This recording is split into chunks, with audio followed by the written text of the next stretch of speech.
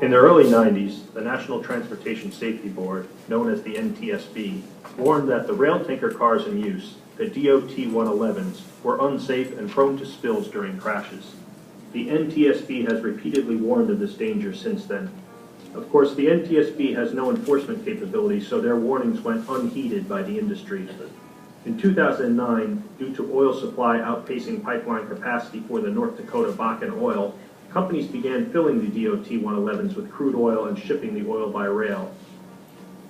No one really paid attention to the fact that all of this oil was being shipped in unsafe rail cars, until the summer of 2013, when 47 people were killed in an explosion of DOT 111s filled with BAKKEN crude in Lac Megantic. Lac Megantic was inevitable.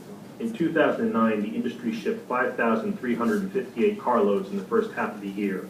In 2013, they shipped 355,933. In 2009, there was one spill. In 2013, there were 137 spills. The federal government reported that more oil was spilled from rail cars in 2013 than in the previous 4 decades combined. Lac Megantic raised many questions. Why had a train full of crude oil exploded and incinerated downtown Lac Megantic and killed 47 people? Crude oil was not supposed to be explosive. Several possible explanations were put forth, but no definitive conclusion was reached.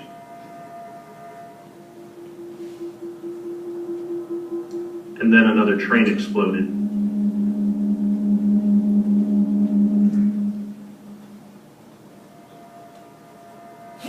And then another train exploded.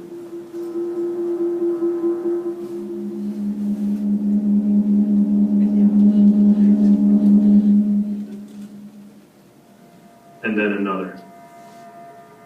It is now an established fact that trains carrying BAKKEN crude oil are carrying explosive contents. This is why workers in the rail industry now refer to such trains as bomb trains. These trains pass daily through many of the large cities in North America: Toronto, Chicago, Philadelphia, Buffalo, and Albany, New York, where they stop and wait to be offloaded onto tankers and barges to travel down the Hudson River. Downtown Albany has been transformed into a storage facility for these trains and their explosive cargo.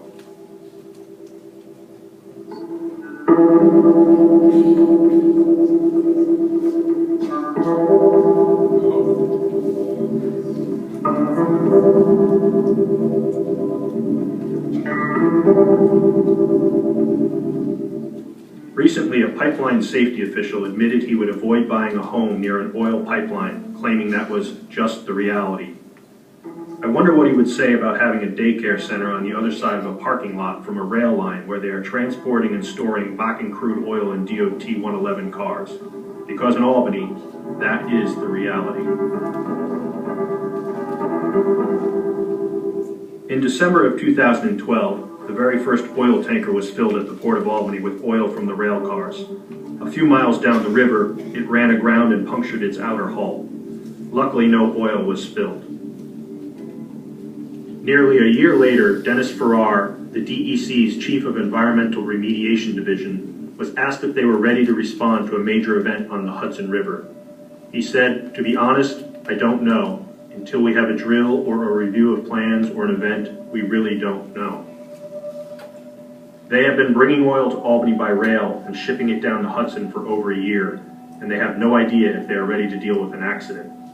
It isn't like the DEC can claim they don't know about the issue.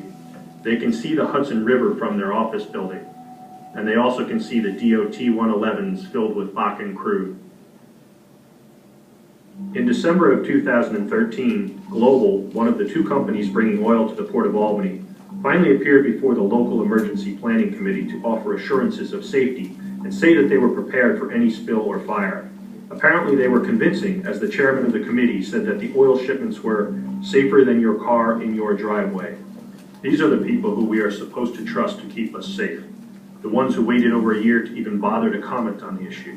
The ones who managed to crash the very first tanker they shipped out of the Port of Albany. The ones who claim crude oil doesn't explode.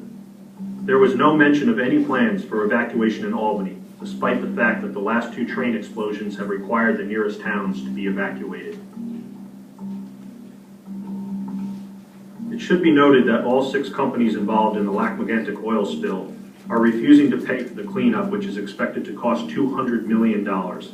47 people died, a town was destroyed, and they all are trying to walk away. And yet in Albany, we are assured it will be fine by an oil company called Global Partners.